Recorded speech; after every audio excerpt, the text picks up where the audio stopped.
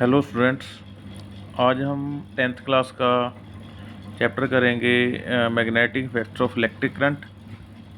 काफ़ी कुछ तो पहले किया होगा, लेकिन इसका शॉर्ट ओवरव्यू दे देता हूँ मैं।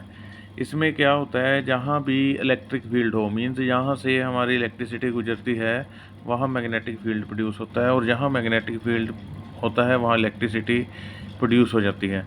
तो पहले जो बताया गया है इसमें यही है, the term magnetic effect of current means that an electric current flowing in a wire producers magnetic field around it. मतलब जब इलेक्ट्रिक करंट किसी चीज़ में फ़्लो करता है तो वहाँ मैग्नेटिज्म भी प्रोड्यूस हो जाता है।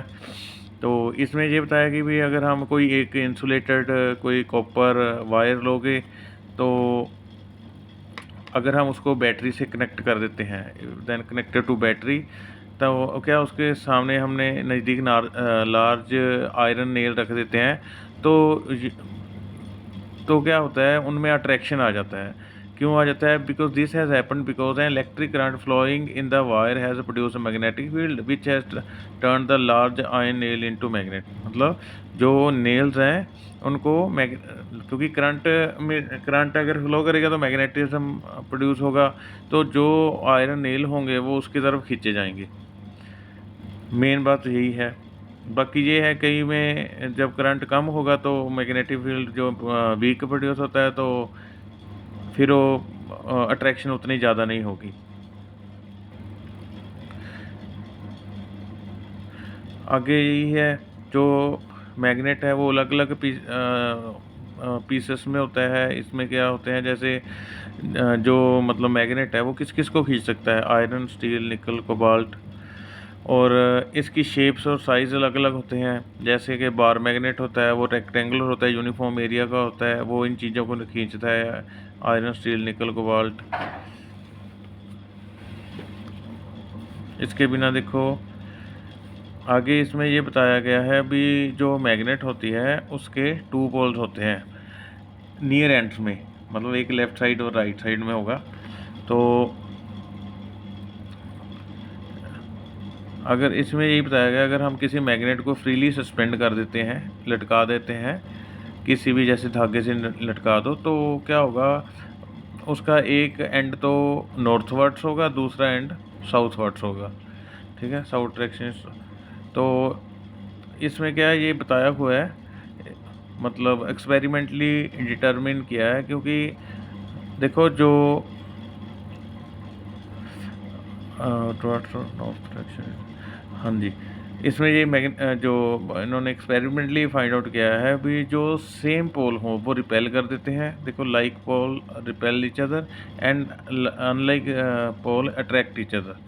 इसका मतलब क्या है कि नॉर्थ पोल ऑफ मैग्नेट है, नॉर्थ पोल मैग्नेट का, वो दूसरे के नॉर्थ पोल को ही रिपेल करेगा, लेकिन और साउथ पोल को रिपेल करेगा। लेकिन जो अनलाइक पोल होंगे, जैसे नॉर्थ साउथ, वे अट्रैक्ट करेंगे, साउथ नॉर्थ ये भी अट्रैक्ट करेंगे। बाकी ये बताया कहाँ कहाँ यूज़ किया जाता है, radio, television, stereo speaker, refrigerator वगैरह अलग अलग में इनको यूज़ किया जाता है। एमआरआई में यूज़ किया जाता है, मैग्नेटिक रेजोनेंस इमेज, जो कि हमारे ब्रेन वगैरह बॉडी पार्ट अलग अलग को स्कैन करने में यूज़ होती है। आगे क्या है, मैग्नेटिक फील्ड।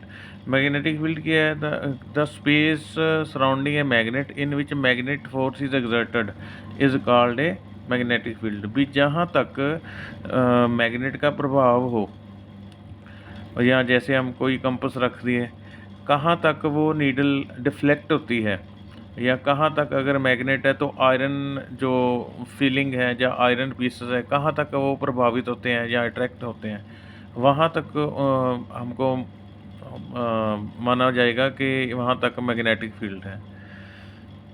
बाकी आगे जो मैग्नेटिक फील्ड है, ये क्या होता है, ये वेक्टर क्वांटिटी है।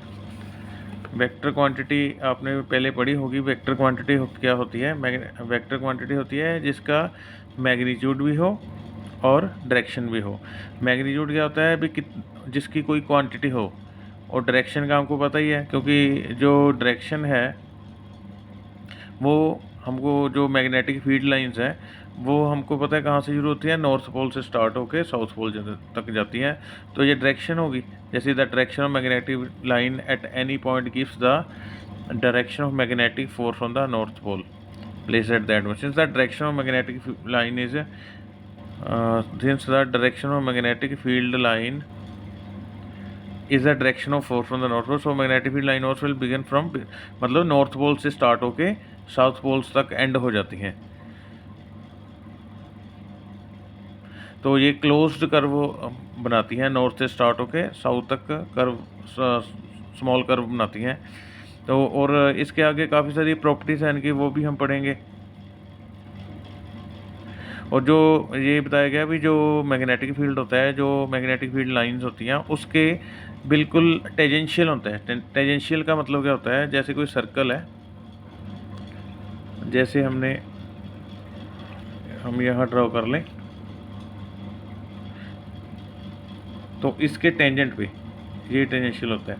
जैसे ये नॉर्थ और साउथ है, ऐसे लाइन जाएगी तो इसके टेंजेंट पे ये इसकी डायरेक्शन होगी। आगे है to plot a magnetic field due to bar magnet. इसमें मेन बात वैसे तो ये हमको लैब में करवाया जाता है, लेकिन इसका जो मेथड है वो बता देता हूँ आपको, क्योंकि ये पढ़ने वाली चीज़ नहीं है, ये समझने वाली चीज़ है। इसको करना पड़ता है लैब में, परफॉर्म करना पड़ता है, एक्सपेरिमेंट होता है ये। इसमें क्या करा जाता है, जैसे ये मैग्नेट का नॉर्थ पोल है, यहाँ हमने कंपास रखनी होती है, तो कंपास कहीं ना कहीं तो पॉइंट करेगी। जैसे यहाँ पॉइंट कर लिया और यहाँ हमने पॉइंट लगा दिया, फिर कंपास हम यहाँ लेके आएंगे उसी पॉइंट पे, फिर वो आगे कर देगी, हमको डायरेक्शन दे देगी। फिर हम यहाँ कंपास लेके आएगी और वहाँ उससे फिर आगे हो जाएगा, तो एंड में वो यहाँ तक पहुँच जाती है। फिर यहाँ से फिर कंपास ऐसे ऐसे रख के यहाँ तक पहुँच जाती है। तो आप देखेंगे काफ़ी सारी फील्ड लाइंस बन जाएंगी। ये एक्सपेरिमेंट है, ये हमको परफॉर्म करना पड़ता है। थ्योरी वही है जो हम अभी तक कर चुके हैं।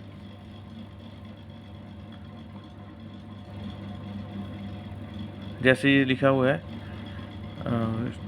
ए compass consist of a tiny pivoted magnet usually in form of pointer which can turn freely in horizontal. मतलब उसमें एक पॉइंटर होता है, वो पॉइंट करता जाता है, एक पोल से जब स्टार्ट होते हैं दूसरे पोल तक ये पॉइंट करता रहता है।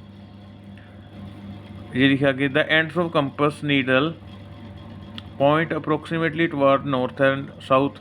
Actually the tip of compass point needle point towards the north direction where its tail points in south direction. मतलब जो इसका टिप है वो नॉर्थ में बताता है हमको, जो साउथ जो उसकी टेल है वो साउथ डायरेक्शन के बारे में बताती है। बाकी हाँ ये सेम ही चीज़ है। बाकी इसकी जो आगे प्रॉपर्टी होती हैं हमने वो देखनी है। जो इसकी प्रॉपर्टीज़ हैं वो काफ़ी इंपॉर्टेंट होती है। वो ये आ गई,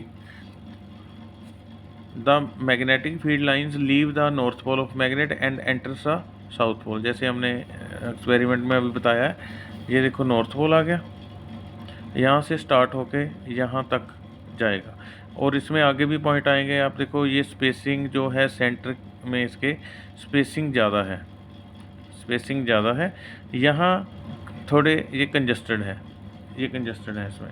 इसका भी कारण है, इसमें का कारण ये है कि जो तो जहाँ कंजस्टेड लाइंस है वहाँ मतलब स्ट्रेंथ ज़्यादा है मैग्नेटिक फील्ड की।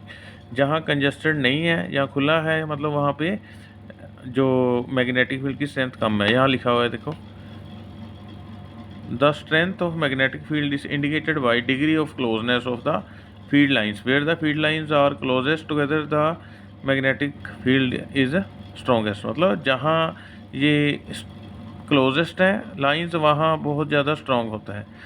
और उन्होंने ये भी बात बताई है भी, जैसे टू मैग्नेटिक फील्ड लाइंस है, ये कभी भी ये क्रॉस नहीं करती। क्रॉस अगर करें सपोज कर लो तो क्या हो जाएगा, सपोज कर लो एक ऐसी लाइन जा रही है और इसको ऐसे क्रॉस कर दिया, तो इसका मतलब क्या है, जैसे हमने डायरेक्शन निकालनी होती है भी, एक तो ये डायरेक्शन होगी, हम टेंजेंट के करते हैं, टेंजेंट से ड्रॉ करते हैं कर्व पे, एक ही मतलब इसकी दो डायरेक्शन होगी, लेकिन डायरेक्शन नॉर्थ और साउथ तो एक ही होगी, इसीलिए क्रॉस नहीं करते हैं। कई बार ये क्वेश्चन आ जाता है, इसको इसी तरह से हमको जवाब देना है। जो हमने ये पढ़ा है देखो, उसमें ये सभी चीज़ें सेम है। एक बार फिर रिपीट कर देता हूँ। Properties: the magnetic field lines originate from north pole of the magnet to ends at the south pole. The magnetic field lines come closer to each other near the poles of the magnet and they are widely separated at other places. जैसे centre में ये widely places हो जाती हैं और जो north pole south pole है उसमें ये क्राउडेड होती है। They don't intersect one another. वही, क्योंकि इसका जो डायरेक्शन दो हो जाएंगी अगर ये दोनों क्रॉस करेंगे, और दोनों कभी ये क्रॉस करते नहीं हैं। तो आज के लिए इतना ही है, आगे फिर उसके बाद में नेक्स्ट पार्ट डिस्कस करेंगे।